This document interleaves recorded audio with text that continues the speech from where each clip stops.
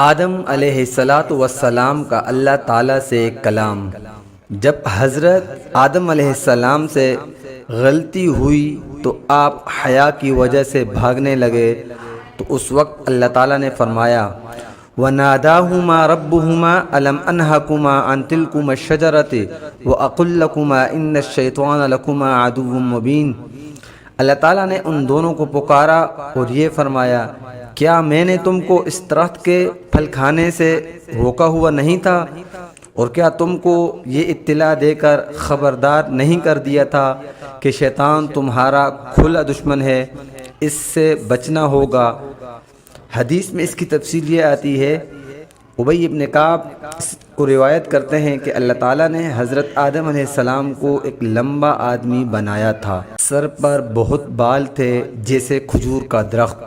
جب انہوں نے درخت کو چکھا جس سے اللہ نے منع فرمایا تھا تو بدن پر سے کپڑے گر گئے، سطر نظر آنے لگا، جنت میں دوڑتے پھرتے تھے۔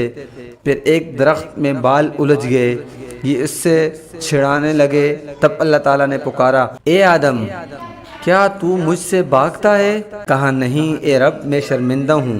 حضرت آدم علیہ السلام اپنی لغزش پر اس قدر روئے کہ آپ کے آنسوؤں سے چھوٹے چھوٹے چشمے پیدا ہو گئے، اور اسی پانی سے حق تعالیٰ نے خوشبودار پھول پیدا فرمائے۔ اللہ تعالیٰ نے آپ کی ندامت اور گریہ وزاری سے آپ کی عبدیت کو پختہ فرما کر اس درجہ پر پہنچا دیا جس درجہ عبدیت پر تاج خلافت عطا ہونا علم الہی میں تجویز ہوا تھا۔ حضرت سیدنا آدم علیہ السلام اپنی لغزش کو یاد کرتے ہوئے ایک طویل عرصہ تک روتے رہے، یہاں تک کہ ندامت کے باعث آسمان کی طرف نگاہ بھی نہ کی۔ فرشتے آپ کی زیارت کے طالب ہوئے تو حضرت جبرائیل علیہ السلام پیام الہی لیے حاضر ہوئے اور کہا، اللہ تعالیٰ نے ارشاد فرمایا ہے، ذرا آسمان کی طرف نگاہ تو اٹھائیے۔ آپ نے فرمایا، میں اس لغزش کے باعث سر اوپر اٹھانے میں شرمندگی محسوس کرتا ہوں۔